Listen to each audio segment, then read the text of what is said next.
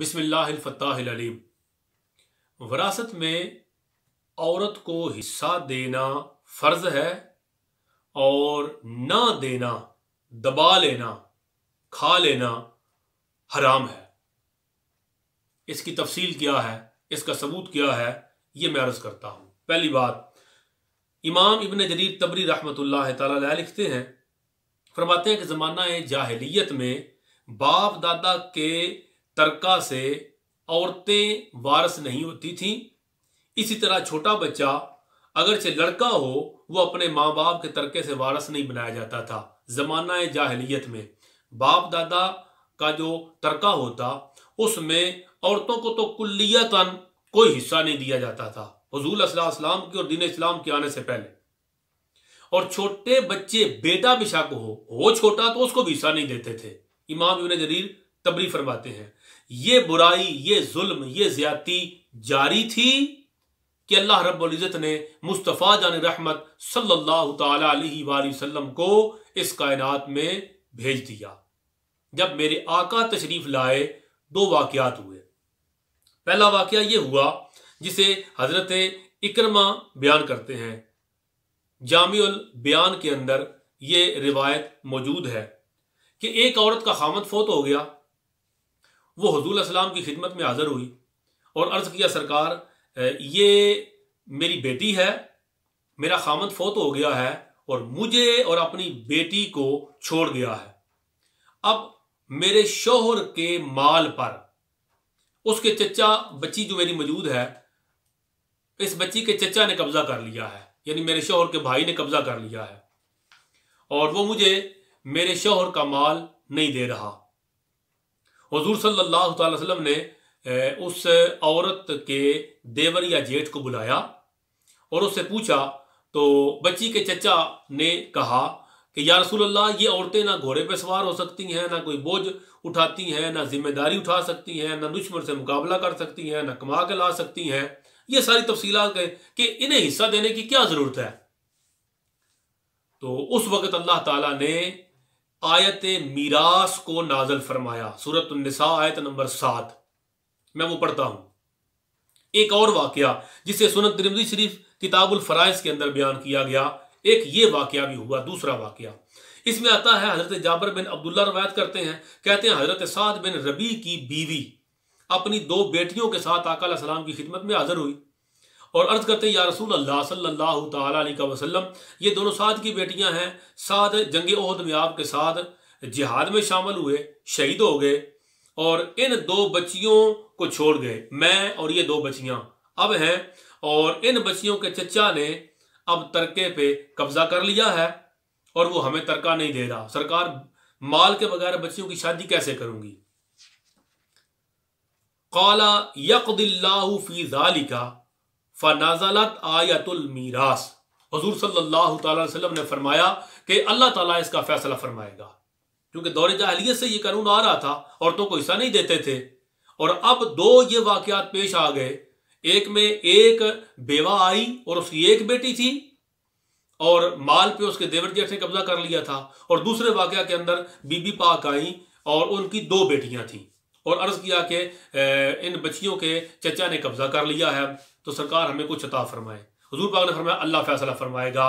अब अल्लाह रब्बुल इज़्ज़त ने आयत मीरास को नाजल फरमाया। ये है सूरतुन निसा आयत नंबर 7।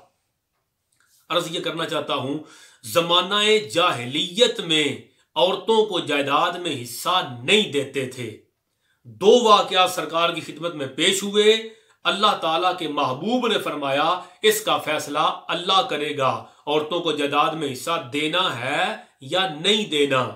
तो अल्लाह ने फैसला कर दिया। सूरत निसा आयत नंबर 7 नाज़िल फरमाई। इरशाद हुआ, लिर्रिजाली नसीबुम मिम्मा तरकल वालिदानी वल अक़रबून। मर्दों के लिए इस माल में से हिस्सा है जिसको माँ बाप या रिश्तेदार छोड़ जाएं। वलिन्निसाए नसीबुम मिम्मा तरकल वालिदानी वल अक़रबून।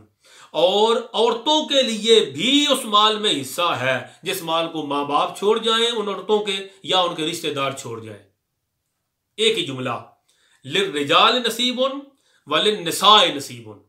جس طرح مردوں کے لیے جائیداد میں حصہ ہے، اللہ کا قرآن ارشاد فرما رہا ہے، اسی طرح عورتوں کا بھی جائیداد میں حصہ ہے۔ تو حصہ عورتوں کا فرض ہو گیا، اللہ کے قانون نے اس کو حد بنا کے نافذ کر دیا۔ اور پھر ہم کہتے ہیں کہ تھوڑے پیسے ہیں، تھوڑی سی جائیداد ہے، 2 مرلے کا مکان ہے، 1 لاکھ روپیہ ہے، 5 لاکھ روپیہ ہے، تو بچیوں میں کیسے تقسیم کریں؟ 7 بہنیں ہیں، 1 بھائی ہے، تو مال تھوڑا سا ہے، کیسے تقسیم کرے؟ یہی سورۃ النساء آیت 7 پڑھیں، جا کے اس کا مطالعہ کریں، ترجمہ پڑھیں۔ فرمایا مما قل منہ او کثر، خواہ مال تھوڑا ہو یا زیادہ، مال تھوڑا ہو یا زیادہ، اللہ نے جس طرح مردوں کا حصہ اس میں رکھ دیا ہے، اسی طرح عورتوں کا حصہ بھی اس میں رکھ دیا ہے۔ اب جس طرح عورت کا مرد کا حصہ ہے، اسی طرح عورت کا بھی اس میں حصہ ہے۔ اور فرمایا نصیبا مفروضا، یہ اللہ کی طرف سے مقرر کیا ہوا حصہ ہے، جسے اللہ کے قرآن نے فرمایا مفروضا، اب یہ اللہ کا مقرر کیا ہوا ہے، اب عورت کا جائیداد میں حصہ یہ فرض ہو گیا۔ اللہ تعالیٰ نے اس آیت کریمہ کو نازل فرما دیا۔ جب یہ آیت میراث نازل ہوئی، رسول اللہ صلی اللہ تعالی وسلم نے ان بچیوں کے چچا کو حکم دیا کہ سعد کی دونوں بیٹیوں کو سعد کے چھوڑے ہوئے مال میں سے 2/3 حصہ دو، اور ان دونوں کی ماں کو، بیوہ کو 8واں حصہ دو، اور جو باقی بچ جائے وہ تم رکھو۔ اللہ کا قانون آ گیا۔ اور یہ حدیث پاک سنن ابو داود شریف کے اندر ہے، جہاں میرے آقا علیہ الصلوۃ والسلام نے فرمایا کل قسم قسم فی الجاہلیت فہو علی ما قسم لہ وکل قسم ادرکہ الاسلام فہو علی قسم الاسلام۔ زمانہ جاہلیت میں جو ترکہ تقسیم ہو گیا، وہ زمانہ اسلام میں وہ واپس نہیں کیا جائے گا کہ اسلام سے پہلے یا آقا علیہ السلام سے پہلے جس نے جو حصہ تقسیم کیا تھا واپس کرو سارے، نہیں۔ آقا علیہ السلام نے فرمایا جو دور جاہلیت میں تقسیم ہو گیا وہ ہو گیا۔ حضور اب کیا حکم ہے؟ فرمایا اب حکم یہ ہے کہ اب قیامت تک جو بھی حصہ تقسیم ہوگا وہ دین اسلام کے دیے ہوئے قانون اور قاعدے کے مطابق ہوگا۔ خلاصہ کلام یہ ہے کہ وراثت میں عورت کا حصہ، ماں، بہن، بیٹی، بیوی، عورت کا حصہ اللہ کے قرآن نے فرض کیا ہے، اور اس کے نہ دینے والے پر قرآن کریم میں عذاب اور جہنم میں ڈالے جانے کی وعید ہے۔ لہذا عورتوں کا حصہ ان کو جائیداد میں دینا فرض ہے اور نہ دینا حرام ہے۔